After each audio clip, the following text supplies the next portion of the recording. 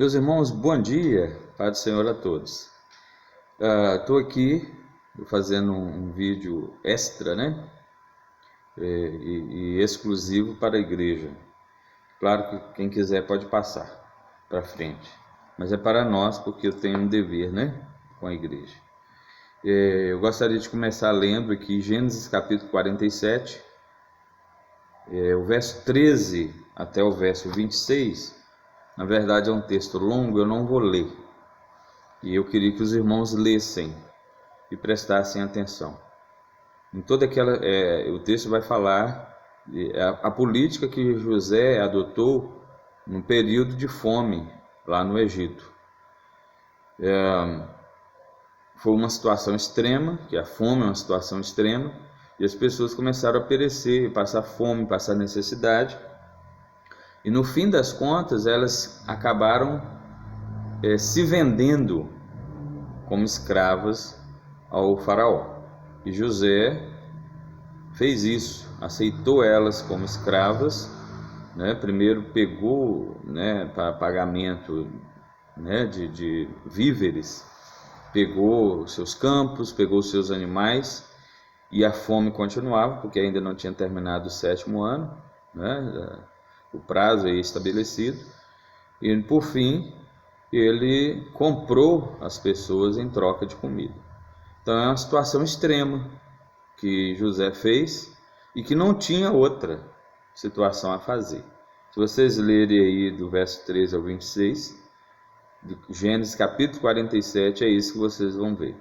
Para muitos de nós isso é um absurdo, mas como eu estou dizendo e volto a repetir, foi uma situação extrema que exigiu medida extrema. Atualmente o mundo está passando uma situação extrema.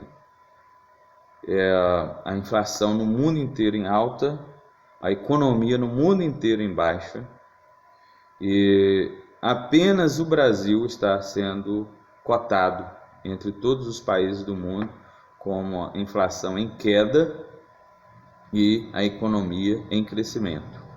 Inclusive a semana passada o FMI, né, o Fundo Monetário Internacional, soltou a lista e o Brasil parece estar em 4º lugar no mundo de melhora aí da economia. E as pessoas falam assim, mas está pior do que antes, e eu concordo com vocês. Mas está pior, essa inflação em baixa que está no Brasil, não é em relação ao que estava antes da pandemia, é em relação ao que voltou depois. Então, por isso que ainda está em queda, né? Mas tudo bem, estamos aqui para falar isso. Alguns pastores, alguns líderes eclesiásticos pensam que a igreja não deveria se envolver na política. Mas eu digo para os irmãos que o não envolvimento na política ou em qualquer outro setor da sociedade vai nos alienar da sociedade e vai nos tornar vítima da corrupção e ao bel prazer de quem está lá no poder. Se a gente não vota direito, a gente vai ter problemas com quem os outros votaram. Isso aconteceu aí recentemente, né? Com a Argentina, recentemente com a Colômbia, recentemente com o Chile, né? Onde a maioria das pessoas não quiseram votar e agora estão nas ruas se manifestando contra as políticas adotadas nos governos chilenos e argentino. A Venezuela não mais consegue sair às ruas. Mas vamos lá então. O que acontece? Com o advento da internet, as informações deixaram de ser privilegiadas pelos grupos de interesse, que é a mídia, aí, né, a grande mídia chamada. A partir das últimas eleições, a internet escancarou toda a podridão da política brasileira. Então nós temos aí sérios problemas na justiça, sérios problemas com os juízes, sérios problemas com deputados federais, estaduais, vereadores, né? Senadores, presidentes passados, governadores. A gente sabia de alguma coisa, mas a gente não tinha noção da podridão, né? Um lamaçal muito grande e muito forte. E a partir das últimas eleições para presidente, isso ficou claro para nós, e o combate que isso está tendo, e o embate também, que é um resultado, né? Um embate muito sério, porque a grande mídia, que antes também recebia dinheiro, muito, né? Bilhões até, contando as datas, né? Contando o período, recebia bilhões de reais, nosso, do dinheiro público. Então falava bem do governo, minimizava alguns problemas, falava alguns probleminhas para não dizer que não tinha nada, para não dizer que era perfeito, né? E com esse governo agora, esse dinheiro não foi para eles mais. Foi algum, né? Claro, tem que ir algum dinheiro, mas não todo o dinheiro, como antes, né? Então, o que nós vamos fazer amanhã? Nós vamos para as urnas votar consciente, e consciente mesmo. Não é consciente, né? Eu votei consciente, votei em partidos de esquerda consciente. Irmão, você sabe o que é o esquerdismo, né? Eu sei que alguns não sabem. Mesmo que a gente não goste do Bolsonaro, alguns de nós não gostamos do Bolsonaro, mas não gostamos por quê? Por causa do que a mídia fala, não por causa do que foi feito ou deixou de fazer, né? Agora, se essa mídia fala mal ou até fala bem, eu desconfio, eu sugiro que você desconfie também. Não assista mais a grande mídia, vai para a internet, porque lá, claro, tem algumas coisas ruins, né, e algumas mentiras, mas tem muitos canais muito bons e falando a verdade. Então, se alguém não gosta, por exemplo, do presidente por causa do que ele fala, irmãos, isso é relevante? Ele fala demais, e daí? Ele fala demais e o outro que rouba demais. Ele não está falando nada para você nem para mim, deixa ele falar para lá, ele não é um crente como nós, né? E a situação é extrema e pede que seja um homem como ele para encarar esse mal que está aí. Se não fosse desse jeito, estaria tudo como os outros países aí, até como a Venezuela. Então essa mídia está prestando um desserviço à nossa nação. O que ela tem feito? Ela só acusa. Ela acusa, mas não tem provas. Até hoje não foi comprovado o que ela acusa no governo.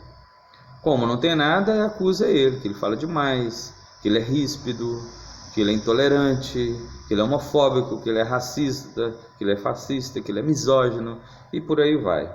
Então, todas as acusações até hoje não se sustentaram. Eu não quero dizer que alguma coisa vai acontecer algum dia que vai acusá-lo e vai ter prova, mas até hoje nada, né?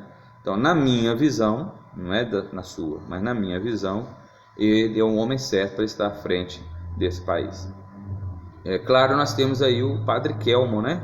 Que apareceu nas últimas semanas nos debates e parece também que é outra boa opção, mas ele não teria chance.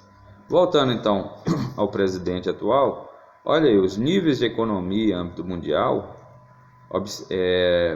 se você comparar com o mundo, a nossa economia está em alta.